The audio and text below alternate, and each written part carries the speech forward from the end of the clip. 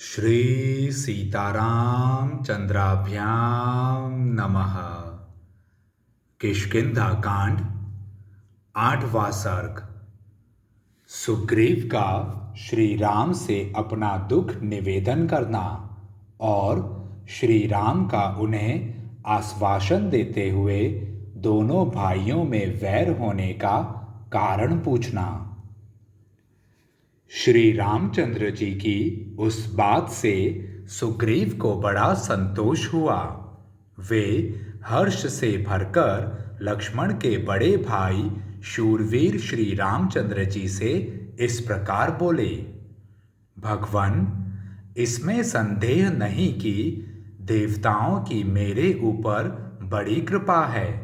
मैं सर्वथा उनके अनुग्रह का पात्र हूँ, क्योंकि आप जैसे गुणवान महापुरुष मेरे सखा हो गए।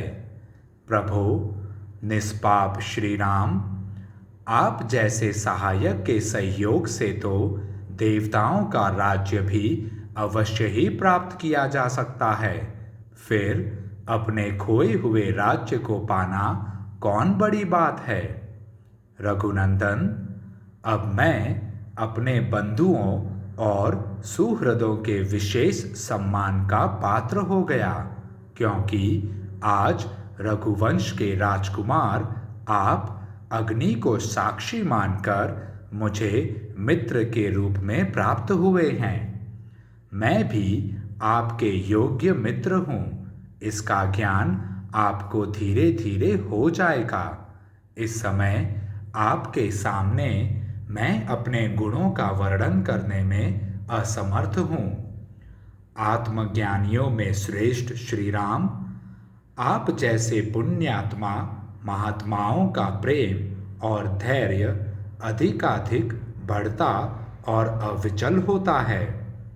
अच्छे स्वभाव वाले मित्र अपने घर के सोने चांदी अथवा उत्तम आभूषणों को अपने अच्छे मित्रों के लिए अविभक्त ही मानते हैं। उन मित्रों का अपने धन पर अपने ही समान अधिकार समझते हैं। अतएव मित्र धनी हो या दरिद्र, सुखी हो या दुखी, अथवा निर्दोष हो या सदोष, वह मित्र के लिए सबसे बड़ा सहायक होता है। अनघ साधु पुरुष अपने मित्र का अत्यंत उत्कृष्ट प्रेम देख आवश्यकता पड़ने पर उसके लिए धन, सुख और देश का भी परित्याग कर देते हैं। यह सुनकर लक्ष्मी से उपलक्षित श्री रामचंद्र जी ने इंद्र तुल्य तेजस्वी बुद्धिमान लक्ष्मण के सामने ही प्रिय वचन बोलने वाले सुग्रीव से कहा, सखे, तुम्हारी बात बिल्कुल ठीक है। तदंतर दूसरे दिन महाबली श्री राम और लक्ष्मण को खड़ा देख सुग्रीव ने वन में चारों ओर अपनी चंचल दृष्टि दौड़ाई। उस समय वानरराज ने पास ही के एक साल का वृक्ष देखा, जिसमें थोड़े से ही सुंदर पुष्प लगे हुए थे, परंतु उसमें पत्रों की बहुलता थी। उस वृक्ष पर मंडराते हुए भौरे उसकी शोभा बढ़ा रहे थे। उसकी एक डाली को, जिसमें अधिक पत्ते थे और जो पुष्पों से सुशोभित थी, सुग्रीव ने तोड़ डाला और उसे श्री राम के लिए बिछाकर वे स्वयं भी उनके साथ ही उस पर बैठ गए। उन दोनों का आसन पर विराजमान देख हनुमान जी ने भी साल की एक डाल तोड़ डाली और उस पर विनयशील लक्ष्मण को बैठाया। उस श्रेष्ठ पर्वत पर जहाँ सब और साल के पुष्प बिखरे हुए थे, सुखपूर्वक बैठे हुए श्री राम शांत समुद्र के समान प्रसन्न दिखाई देते थे। उन्हें देखकर अत्यंत हर्ष से भरे हुए सुग्रीव ने श्री राम से स्निग्ध एवं सुंदर वाणी में वार्तालाप आरंभ किया। उस समय आनंदाती रेख से उनकी वाणी लड़खड़ा जाती थी। अक्षरों का स्पष्ट उच्चारण नहीं हो पाता था। प्रभु, मेरे भाई ने मुझे घर से निकालकर मेरी स्त्री को भी छीन लिया है। मैं उसी के भय से अत्यंत पीड़ित एवं दुखी होकर इस पर्वत श्रेष्ठ ऋष्यमुख पर विचरता रहता हूँ। मुझे बराबर उसका त्रास बना रहता है। मैं भय में डूबा रहकर भ्रांत चित्त हो इस वन में भटकता फिरता हूँ। रघुनंदन, मेरे भाई वाली ने मुझे घर से निकालने के बाद भी मेरे साथ वैर बांध रखा है। प्रभु, आप समस्त लोगों को अभय देने वाले हैं। मैं वाली के भय से दुखी और अनाथ हूँ, अतः आपको मुझ पर भी कृपा करनी चाहिए। सुग्रीव के ऐसा कहने पर तेजस्वी, धर्मज्ञ एवं धर्मवत्सल भगवान श्री राम ने उन्हें हंसते हुए से इस प्रकार उत्तर दिया। सखे, उपकार ही मित्रता का फल है और अपकार शत्रुता का लक्षण है। अतः मैं आज ही तुम्हारी स्त्री का अपहरण करने वाले उस वाली का वध करूंगा। महाभाग, मेरे इन बाणों का तेज प्रचंड है। सुवर्ण भूषित ये शर कार्तिकेय की उत्पत्ति के स्थानभूत शरों के वन में उत्पन्न हुए हैं, इसलिए अभेद्य हैं।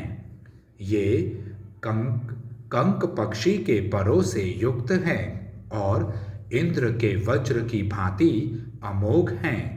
इनकी गांठें सुंदर और अग्रभाग तीखे हैं। ये रोष में भरे भुजंगों की भांति भयंकर हैं।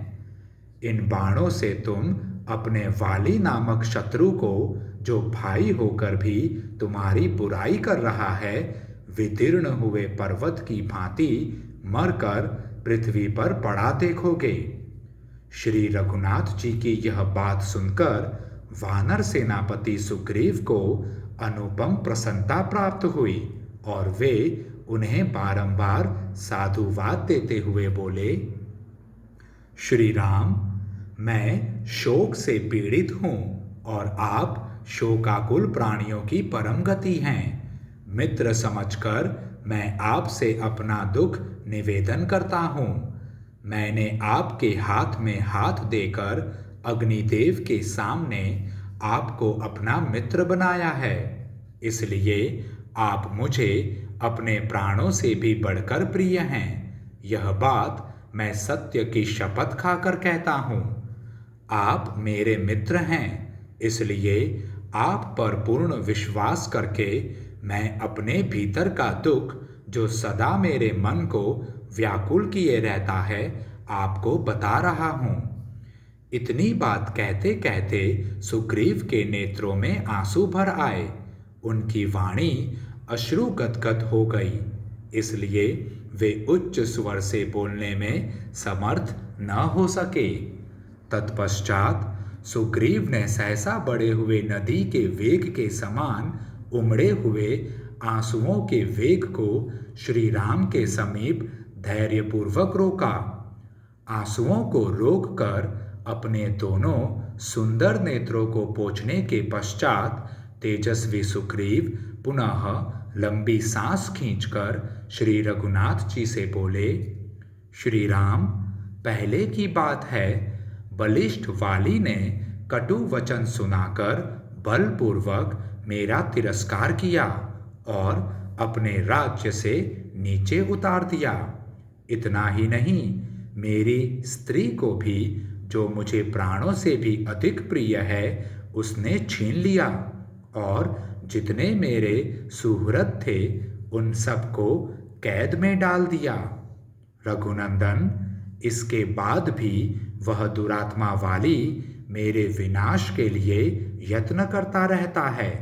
उसके भेजे हुए बहुत से वानरों का मैं वध कर चुका हूँ।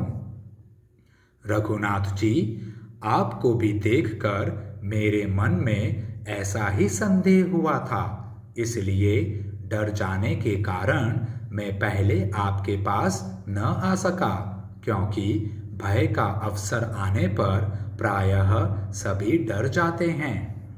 केवल ये हनुमान आदि वानर ही मेरे सहायक हैं, अतएव महान संकट में पड़कर भी मैं अब तक प्राण धारण करता हूँ। इन लोगों का मुझ पर स्नेह है, अतः ये सभी वानर सब ओर से सदा मेरी रक्षा करते रहते हैं।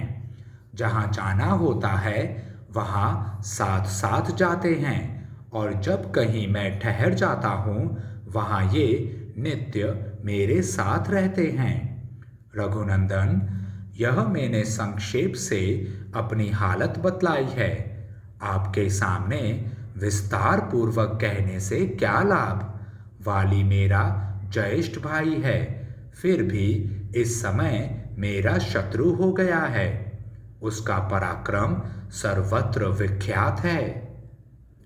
यद्यपि भाई का नाश भी दुख का ही कारण है, तथापि इस समय जो मेरा दुख है वह उसका नाश होने पर ही मिट सकता है। मेरा सुख और जीवन उसके विनाश पर ही निर्भर है। श्री राम, यही मेरे शोक के नाश का उपाय है। मैंने शोक से पीड़ित होने के कारण आपसे यह बात निवेदन की है, क्योंकि मित्र दुख में हो या सुख में वह अपने मित्र की सदा ही सहायता करता है। यह सुनकर श्री राम ने सुग्रीव से कहा, तुम दोनों भाइयों में वैर पड़ने का क्या कारण है, यह मैं ठीक ठीक सुनना चाहता हूँ। वानरराज, तुम लोगों की शत्रुता का कारण सुनकर तुम दोनों की प्रबलता और निर्बलता का निश्चय करके फिर तत्काल ही तुम्हें सुखी बनाने वाला उपाय करूँगा। जैसे वर्षा काल में नदी आदि का वेग बहुत बढ़ जाता है, उसी प्रकार तुम्हारे अपमानित होने की बात सुनकर मेरा प्रबल रोष बढ़ता जा रहा है और मेरे हृदय को कंपित किए देता है। मेरे धनुष चढ़ाने के पहले ही तुम अपनी सब बातें प्रसन्नतापूर्वक कह डालो, क्योंकि ज्यों ही मैंने बाण छोड़ा तुम्हारा शत्रु तत्काल काल के काल में चला जाएगा। महात्मा श्री रामचंद्र जी के ऐसा कहने पर सुग्रीव को अपने चारों वानरों के साथ अपार हर्ष हुआ। तदंतर सुग्रीव के मुख पर प्रसन्नता छा गई और उन्होंने श्री राम को वाली के साथ वैर होने का यथार्थ कारण बताना आरंभ किया। इस प्रकार श्री वाल्मीकि निर्मित आर्ष रामायण आदि काव्य के किष्किंधा कांड में 8वां सर्ग पूरा हुआ। जय श्री राम।